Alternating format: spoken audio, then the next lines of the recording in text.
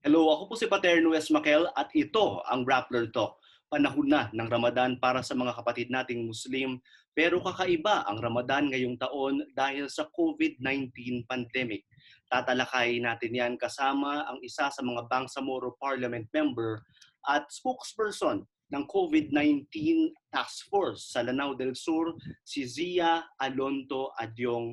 Maraming salamat sa pagsama sa amin dito, Zia.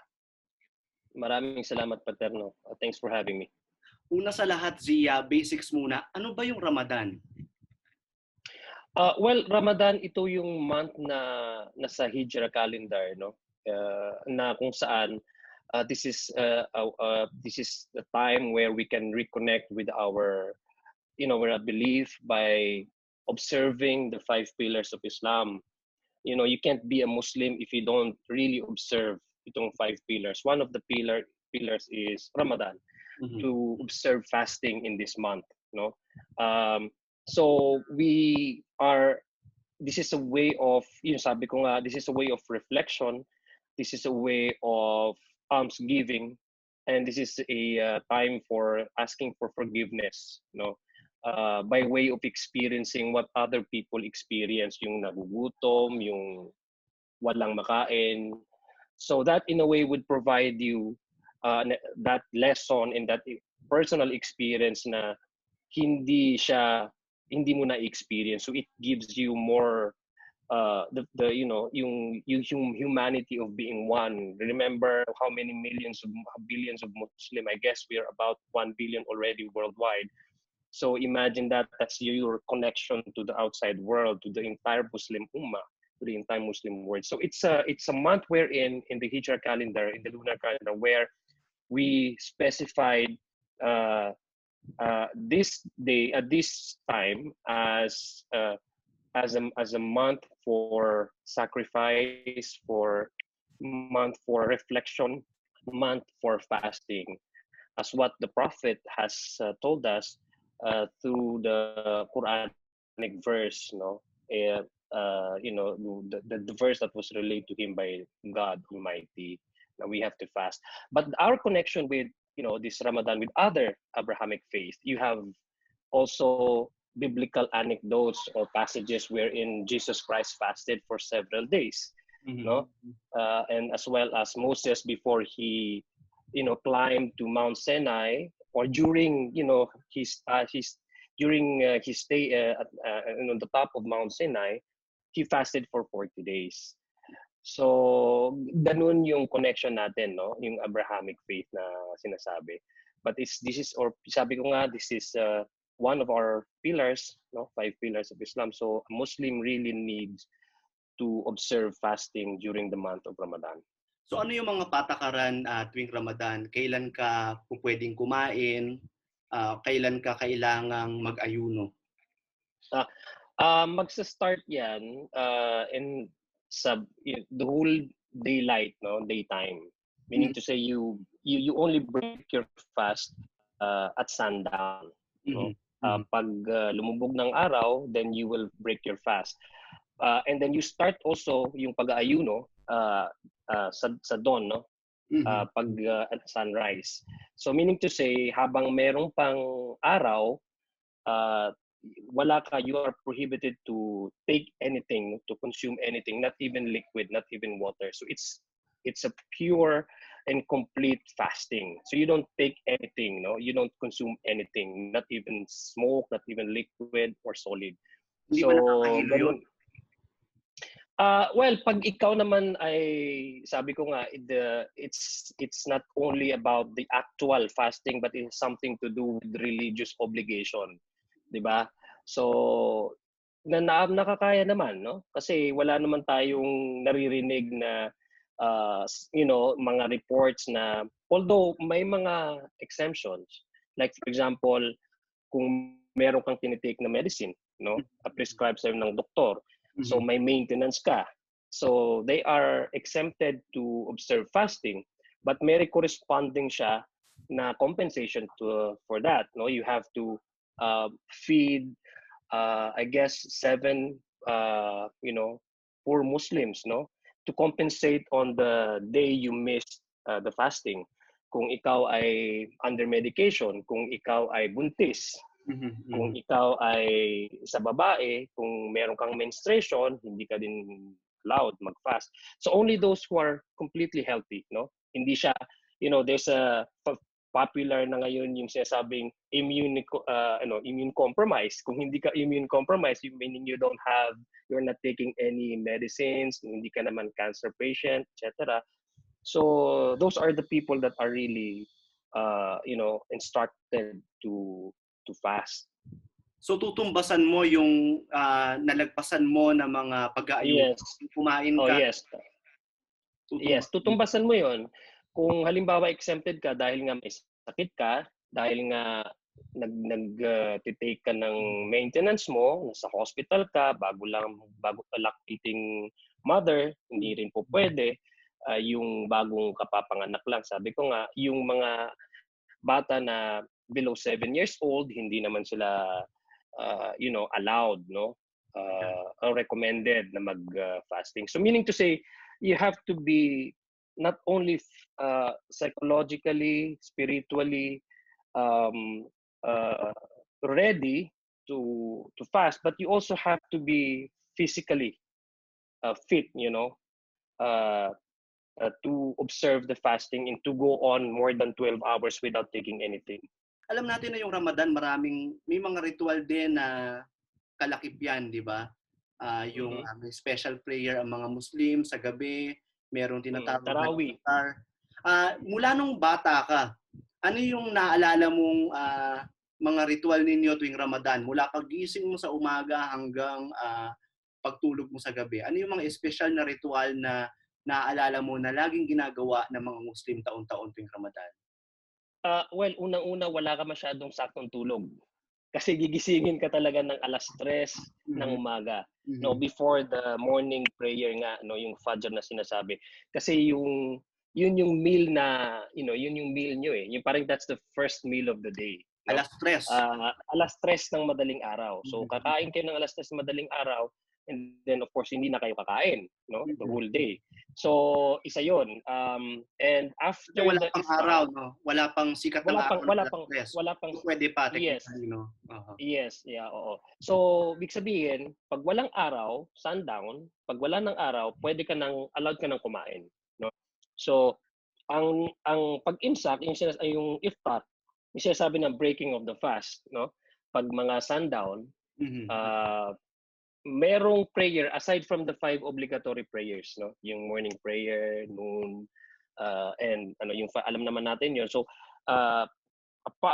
aside from those obligatory prayers, meron ding congregational prayer every after Aisha prayer, meaning yung last na prayer in the evening. So may congregational prayer yan. Ang tawag dyan is Tarawih. So makita mo yung bond ng isang community. Pag Ramadan kasi, lively ang tao. Dahil nga, isa aming experience ninyo. Imagine you're experiencing the same in one day with your community. No, it's something that really binds together people. So pupunta mga tao sa mga masjid para mag-perform nitong Tarawih prayers. And on the last day of the last 10 days of Ramadan, meron tayong tinatawag na tahajjud, meaning to say yung magpo-pray ka ng 8 units of sunnah prayer. These are not obligatory prayers.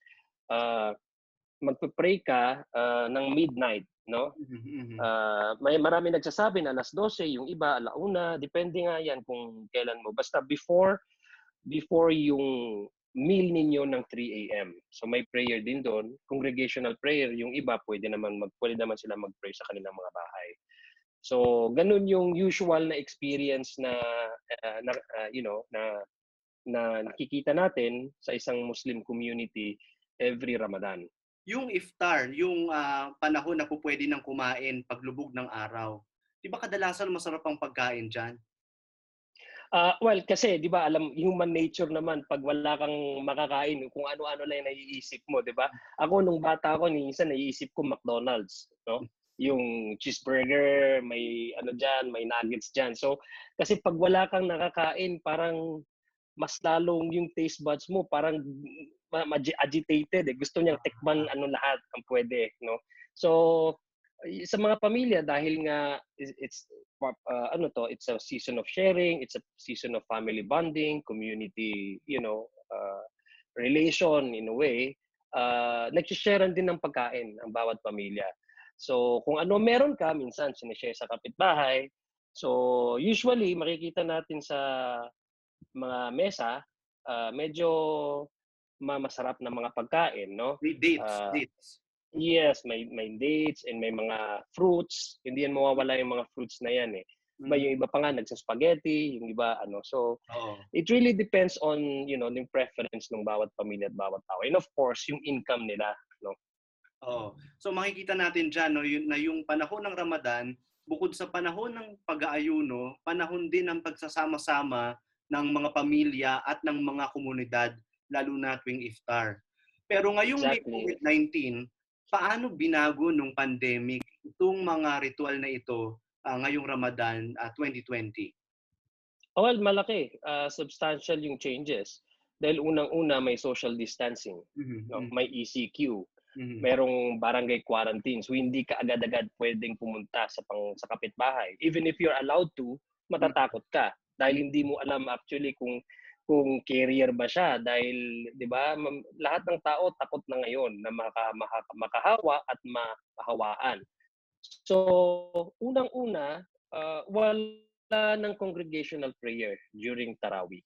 So ang sabi ng mufti natin, yung grand mufti natin sa BARM, Ang move and as well the grand mufti is the head of the he's the jurisconsul, parang head siya ng isang yung Darul Ifta, the one authorized to give legal opinions, meaning to say edicts, mhm. fatwa. Mhm. So nagbigay siya ng fatwa, Yung it's a pwede at legal hindi edict. pwedeng gawin. Yes, na that you are not parang we are discouraging holding congregational prayers. So Mhm. in Ramadan, while we are facing this COVID outbreak pandemic, Mhm. each Muslim um, required to observe the Tarawih prayer in their own houses. So Mhm. hindi ka napupunta ng mga masjid kasi nga dinidiscourage natin yung holding ng mass gathering. Similar with the NCMF. NCMF, National Commission on Muslim Filipinos, also released the same recommendation in the same advisory to Muslims outside of the BARM not to hold a congregational prayers while the country is facing the threat of COVID-19. So substantially na-change yun. And even if yung sinasabi nating family gathering, no, pagpunta sa mga bahay-bahay ng mga kamag-anak, hindi na din natin marirecommend yon dahil unang-una, bawat lugar ngayon, kino-contain yung spread, yung potential spread Mhm. ng COVID-19. So Mhm. it really changes the dynamics, the family the connection that we had during Ramadan with our family, with our neighbors, with our community, yung pinakamalaking essence ng isa sa malalaking essence ng Ramadan, which is sharing and visiting your family, your neighbors, and your family members, and then you reconnect with your community. Yun ang unang natamaan ng quarantine na ito Yun ang unang nawala, no? Because of the COVID-19. So of Mer- course, it's really a struggle, no? On our part, it's really a struggle. Everyone, you don't need to be a Muslim to feel, exactly the burden or the stress that everyone is experiencing, each day. Para kang nakakulong sa bahay mo. Mhm. So lahat naman tayo, you don't need to be a Muslim to know exactly how it feels to be in your own house. Ano nga sabi nga nila, nakaka-miss yung human interaction.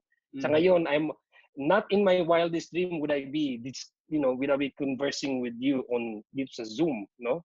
Usually yung mga interviews is, person to person. Ngayon, look at us, parang sa ano lang tayo, laptop lang tayo nag-uusap. So Mhm. imagine that, no? Imagine it changes abruptly.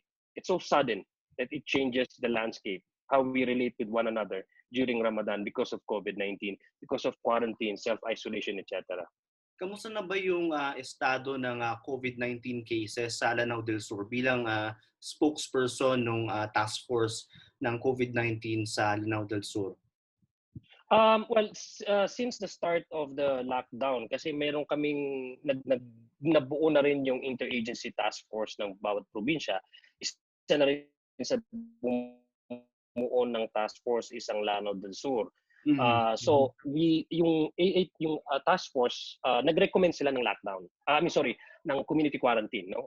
Following the protocols of the IATF national, no? So simula nung nag-community quarantine tayo at saka na-enhance nung March 18, meron tayong 8 na recorded na patient positive na ng COVID-19 sa Mhm. province ng Lanao del Sur. As of April Apat doon 22. as of last month, no? Oh. Starting yung lockdown. I'm sorry. I've been using lockdown, yung community quarantine natin.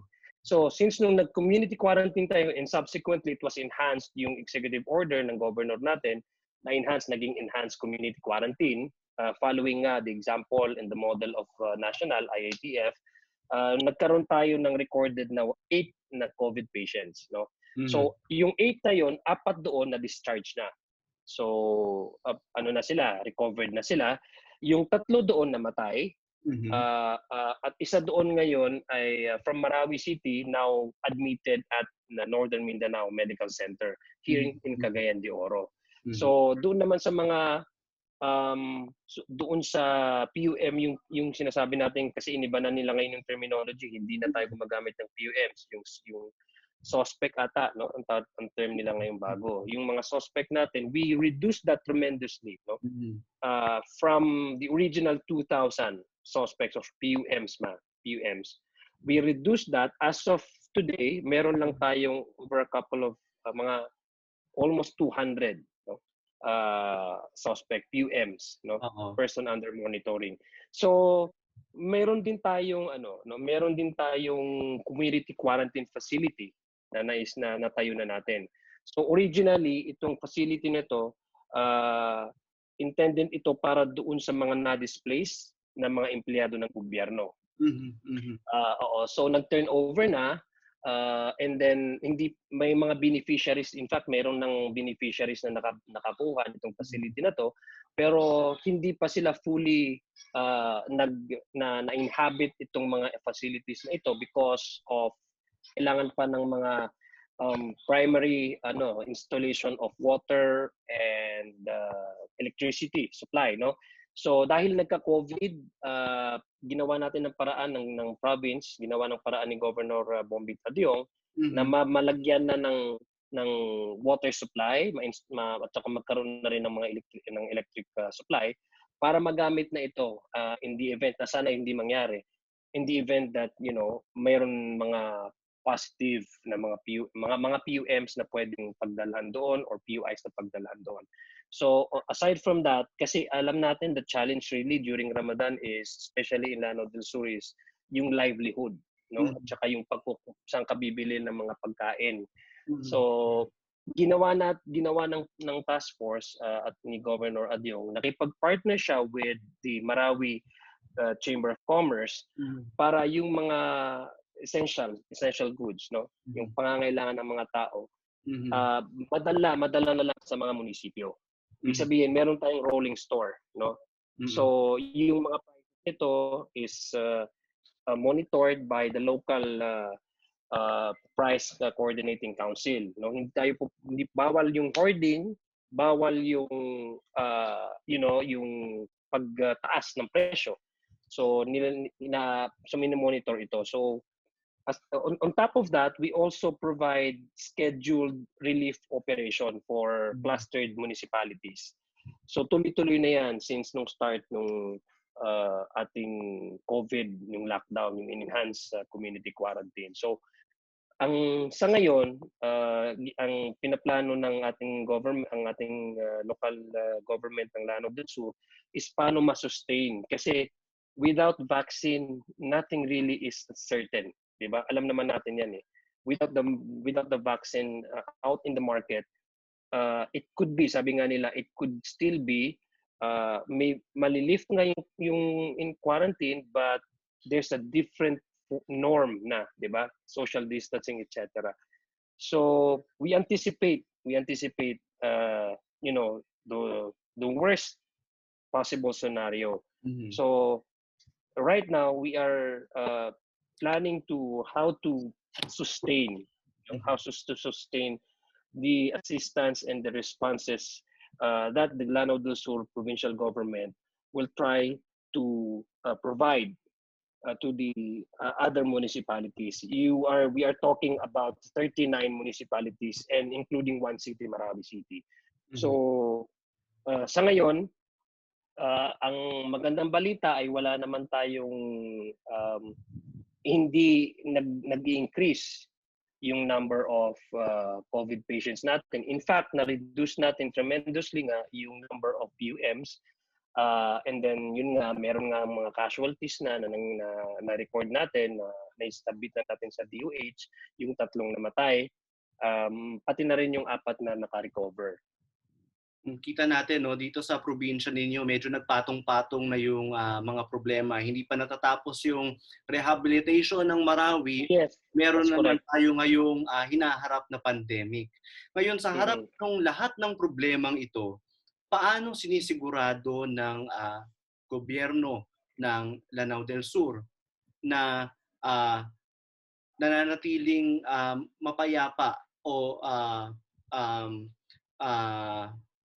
taimtim yung paggunita natin ng Ramadan. Yung ginagawa natin sa, hindi lang sa Lanao del Sur pero pati sa Bangsamoro region, paano natin sinisiguro na taimtim pa rin at mararamdaman pa rin ng mga kapatid nating Muslim yung diwa ng Ramadan.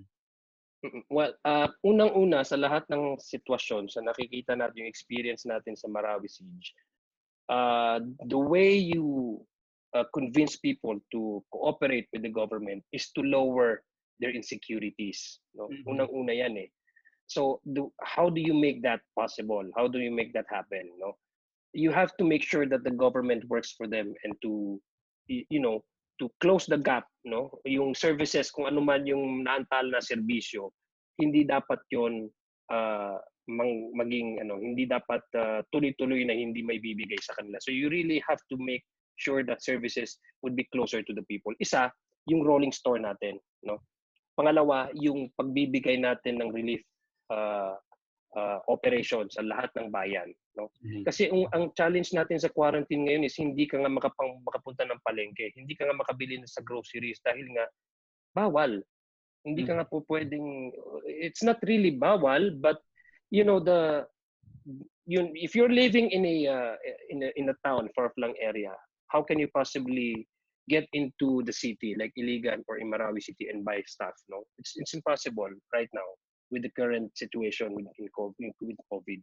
So that's what we are doing right now. So we provide them basic needs aside from the social amelioration that the government is providing. Kailangan talaga ang bawat LGUs ngayon. I think kailangan nating magkaroon ng bawat LGU, hindi lang sa Lanao del Sur, ng bawat LGU na magkaroon ng sustainable plan na data-driven na paano gawing yung serbisyo ng LGUs hindi lang on the health wise yung emergency, but as well as yung security ng tao, yung food, yung sinasabi nating pagkain na pang-araw-araw. So, ganun yung nakikita natin so far sa province na ginagawa.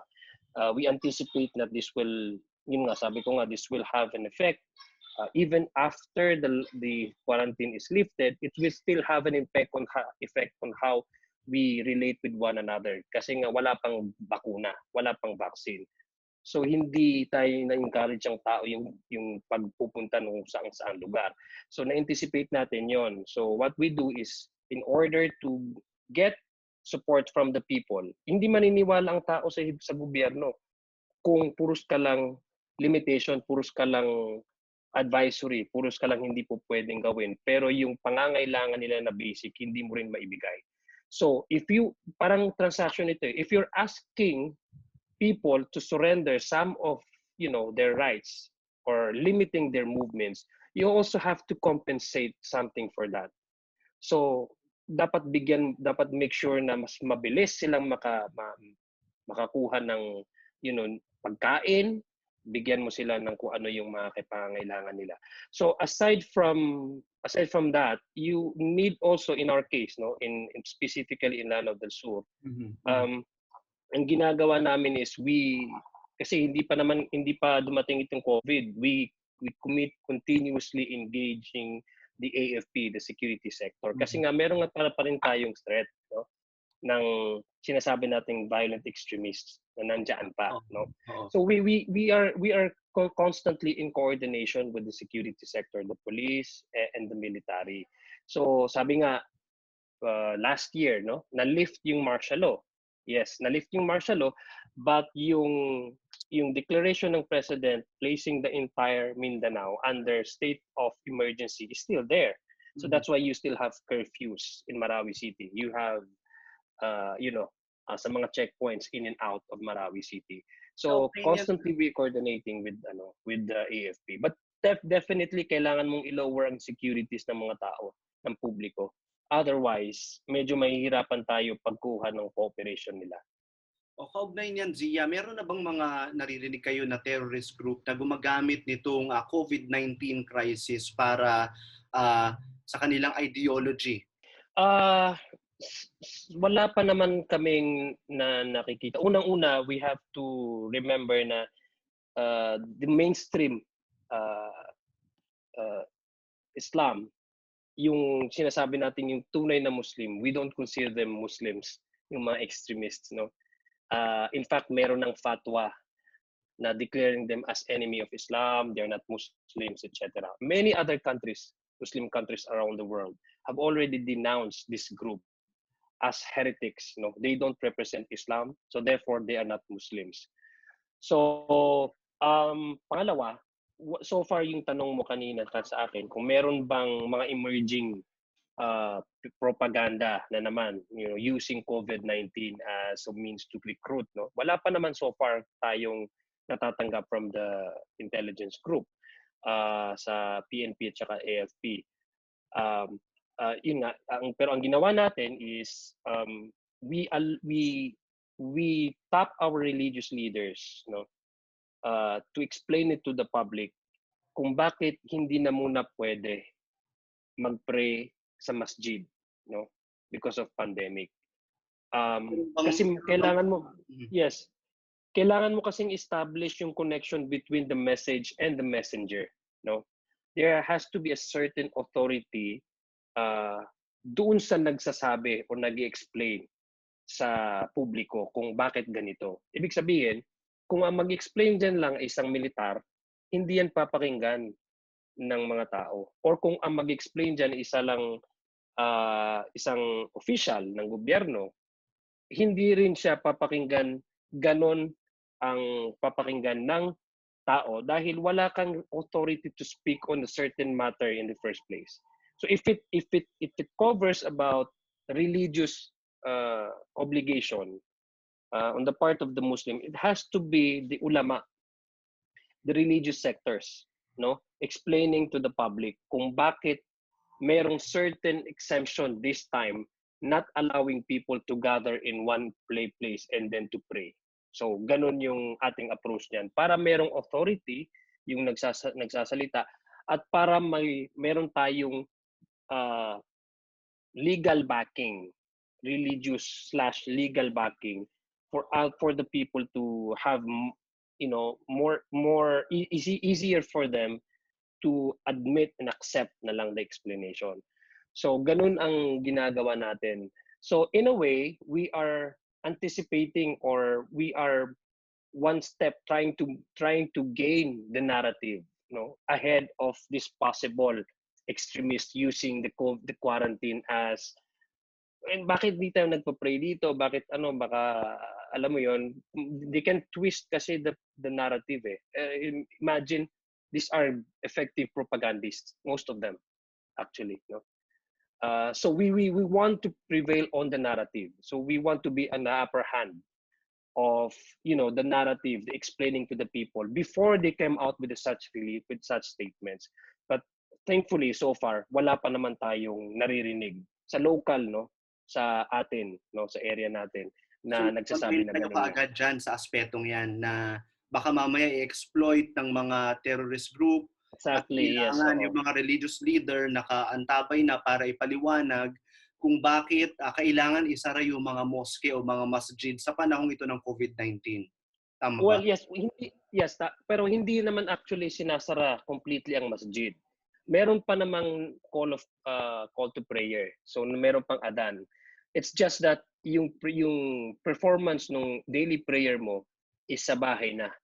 Hindi na siya doon sa masjid. So yung call to prayer, meron pang nag-aadan, meron pa tayong naririnig, just to indicate na andito na yung waktu, meaning to say yung time nung specific prayer na ito in a day. Narinig mo rin, zooming out lang sa Asia, narinig mo rin ba yung mga Muslim sa India na medyo dinidiscriminate na ng gobyerno dahil sinasabi na nagpapakalat daw ng COVID-19? At kung narinig mo na yun, ano yung mga sentimiento mo tungkol dito, Zia? Unang-una, kailangan natin itanggalin sa sistema natin na i-associate itong virus na ito sa isang class, isang grupo na tao, isang race o isang religion. Kasi alam natin hindi ito nangingilala, no, kung sino man yung dadapuan niya. So pandemic ito. Ibig sabihin, it doesn't really matter whether you are black or you're white or you're Muslim or you're American or you're Chinese or Filipino, etc. For as long as you have a body and you are capable or you are immune, I'm sorry, if your immune system is very low, that you are, you know, you are vulnerable to transmission, pwede kang dapuan itong virus. So yung ganung klaseng sistema dapat ang tanggalin sa atin, no? Tanggalin natin yung sa atin. It's really unfortunate that a country which has a very close history with Muslims, no? Part of the emerging of this country happens to have Muslims contributing to their nation building, no? Particularly in India, magkakaroon ng ganitong klaseng treatment sa Muslim minorities.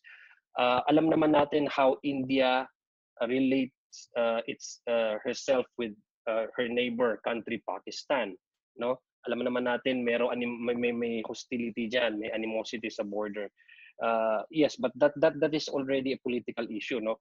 But as far as yung sinasabi nating sa atin, we should cleanse ourselves with deep-seated bigotry against specific religion, no? Whether it's Islam or Christianity or Judaism or other religions. You have to beat the virus by not becoming the virus itself. Kasi mas worse yung treatment ng tao sa kapwa niya tao because of bigotry kaysa yung threat ng virus sa ating mga katawan. So yun ang mahirap kasi ang virus, ang sinasabi lang ng mga ating mga doctors, you just have to maintain proper hygiene, meaning wash your hands regularly. You wear mask and avoid places and you'll be okay. But if you have that virus, yung bigotry, no? I say that is a sense, it's a virus, virus din parang if you have that bigotry, that's really hard to do, you know. There's no way you can really be free of this without yourself trying to widen your perspective, you know. I think it's an individual obligation for all people around the world to, you know, to cleanse ourselves with stereotypes, you know, of bigotry, and then deal with this pandemic as one race, as human race, not necessarily dividing each other based on religious affiliations or race or color. We are dealing this COVID-19 as human race because all of us are infected. All of us are potential to be a carrier. All of us are suffering. The entirety of the world is suffering. Kaya nga pandemic eh. So, magpapasalamat tayo dahil dito sa Pilipinas, wala pa naman tayong na-experience na ganong klaseng treatment. But definitely, we will call it out kung magkakaroon ng ganong klaseng treatment kung sino man, either Muslim or Christian. Kasi it will not help, it will not do any good to anyone. Especially we are, in this case na we are facing together the pandemic. Except nung simula, di ba, sa Green Hills, sa Metro Manila, meron doong naging frequent visitor daw ng masjid sa Green Hills at medyo nagkaroon ng issue doon, di ba? May nagreklamo na mga Muslim group na bakit daw sinisingle out yung religion nung COVID patient. Tama ba, Zia? Well, yes, sabi ko nga, I think part nung solution is how to properly document, no, patients, no. Sabi nga nila bawal magsabi ng pangalan, 'di ba? Unless na voluntarily magsasabi yung patient na ako COVID positive ako. Like you know, many other yung mga nakita natin, mga doctors and mga leaders, mga national officials, nagsabi sila, they came out na sinasabi nila, you know, we voluntarily yung sinasabi nilang voluntarily come out kasi gusto namin malaman din nung nakasalamuhan namin for the past several days, di ba? But other than that, pag pasyente ka, they don't disclose your identity, di ba? So it's not only the name. Sana it's not only the name, but even the religion of a certain individual infected of this COVID. So para maiwasan natin. So it's a matter of properly documenting and coming out in the media saying that, you know, ito a certain Muslim. Kasi hindi naman din nagagamit yon pag Christian, halimbawa, no? These are the, you know, the arguments that we heard. Hindi naman ginagamit pag Christian, sinasabi, the patient is a Christian who visited this certain you know, yes, church or parish. So it's how we really, you know, we really document properly yung mga na kukuha natin ng mga cases. But it only happened once, no? Kasi ang alam ko naman, yes, pumunta naman ata yung mayor ng San Juan doon, nakipag-engage naman siya with the traders, no? Na para masugpo, no, yung pag-transmit at pagkaroon ng mas marami pang cases doon sa specific, yung sa particular na shopping mall na yon. So other than that, so far wala pa naman tayong naririnig na nangyari pa. So medyo na ngayon, proper na sila, medyo conscious na at ang ating agents, ang ating gobyerno para doon sa issue ng pag-release ng mga identities ng mga COVID patients. Huling tanong ko na, Zia, ano yung mga virtues na makukuha ng mga kapatid nating Muslim mula sa Ramadan na po pwedeng makatulong sa kanila at sa ating lahat ng mga Pilipino sa pagharap dito sa COVID-19 pandemic? Well, patience, number one. No? Yung pinaka kailangan talaga natin ngayon, yung patience, no? Yung how to deal, you know, strengthening your inner self. Kasi imagine you're dealing daily, limited yung movement mo, nasa bahay ka lang. In fact, ang issue ngayon is yung hindi lang yung impact ng COVID-19 sa health natin, sa pangangatawan, yung impact din niya sa economy, and as well as yung impact din niya sa mentality, no, ng tao, no. Pinupush na lang nila ngayon, kailangan palawakin yung Mental Health Act, no, na pinisinusulong sa Kongreso. Kasi nakikita natin, isa sa mga direct na mga result nito as yung mental health ng bawat isa, no. Kasi iba-iba kasi yung the degree nung yung iba yung how do we deal, yung coping mechanism how do we cope with this quarantine, no, with the uncertainty, you know. The uncertainty really adds on to the stress and to the anxiety that every one of us is facing. So yung sa Ramadan is patience, building on patience, developing your inner strength, Kasi you are not allowed to utter, hindi lang pag-consume pag-consume ng mga something na pagkain or tubig or etc. But you really also have to regulate yourself. You are prohibited to watch anything that might distract you. You're trying to connect yourself with God. Anything that would distract you away from that concentration, you are discouraged to do it, prohibited to do it. You cannot utter, you cannot swear, you cannot utter lewd comments or mga curses or etc. because that will invalidate your fasting. So it's really self-regulation. So that's what we need right now, to regulate ourselves, build on the patience. These two will shall pass. Always natin ipapasok sa sarili natin. This is not forever. No, there will be a vaccine. No, sabi nga ni President Trump on the other side of the corner. No, merong darating daw dyan na vaccine. So we have to build on that strength, that inner strength, and for us to be muna, nasa bahay muna. Manatili yes, ka nasa bahay. Yeah, so ano yun parang lesson yun So makakatulong yung ganong klaseng reflection during Ramadan, doon sa pagbi-build natin ng pagiging patience. Kasi nga isa sa mga nagiging resulta ng quarantine na ito, ng COVID na ito is yung mental health ng bawat isa, yung anxiety, yung stress, in fact nakita ko nga kanina sa FB post, meron pang nagkabarilan na sundalo at saka nabaril ata ng pulis yung sundalo kasi apparently yung sundalo is just came out from the hospital, PTSD ata siya, na-warshock siya. So alam mo yun, yung aggression level is very high, yung anxiety level is very high.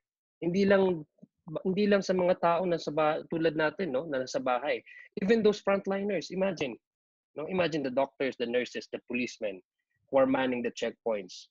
Everyone, yung mga frontliners, imagine the sacrifices and the anxiety, yung stress nila going out of their house knowing that may malaking possibility na mahawaan sila and they cannot return come home as conveniently as they want kasi nga the fear na baka matransmitan sila. So all of us are now experiencing this anxiety.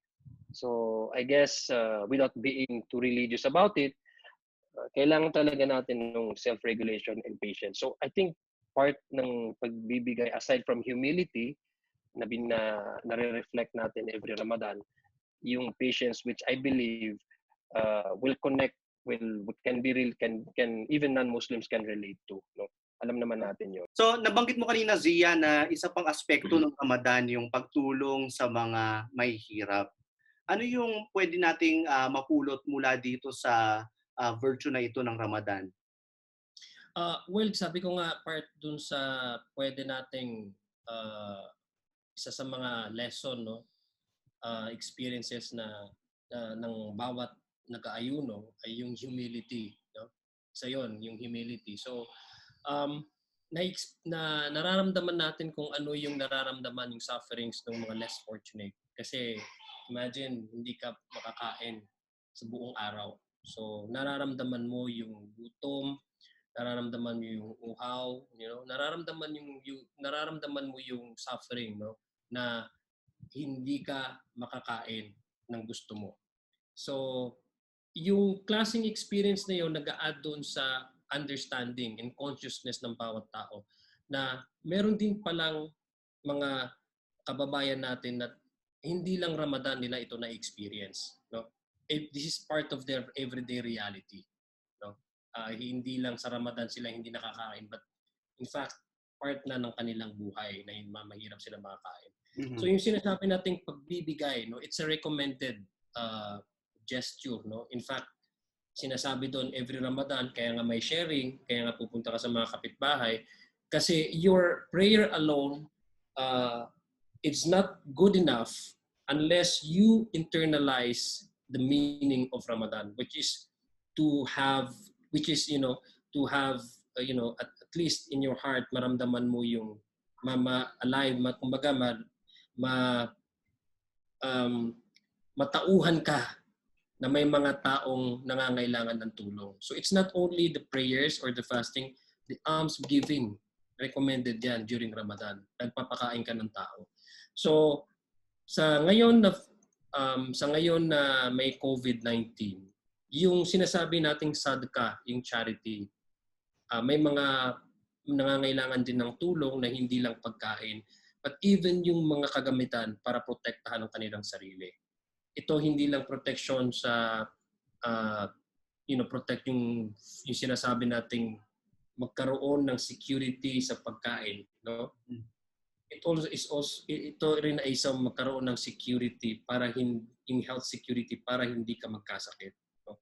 So yung sadka na sinasabi, pwede sa context ng COVID-19 magbigay din tayo ng tulong sa in whatever form, no? PPEs para pangbigay ng PPEs para sa protection sa mga nangangailangan tulad nating mga frontliners, pati na rin yung bawat mamamayan sa isang lugar na walang walang face mask, pwede rin natin bigyan ng mga ganun. So meaning to say yung community concern, no, binibuild ng tao that in Ramadan it's not really you alone that matters. You are just a single part of a much larger family. So ganun yung gustong ipaabot ng experience ng pag-aayuno sa month ng Ramadan. Maraming salamat sa pagsama mo sa amin ngayon, Zia. Maraming salamat, Paterno. Sana magkaroon din tayo ng live interview, hopefully next time. Sana pagkatapos itong krisis. Nakasama natin ngayon si Zia Alonto Adyong ng Bangsamoro Parliament. Ako po si Paterno S. Makel. Maraming salamat sa inyong panonood.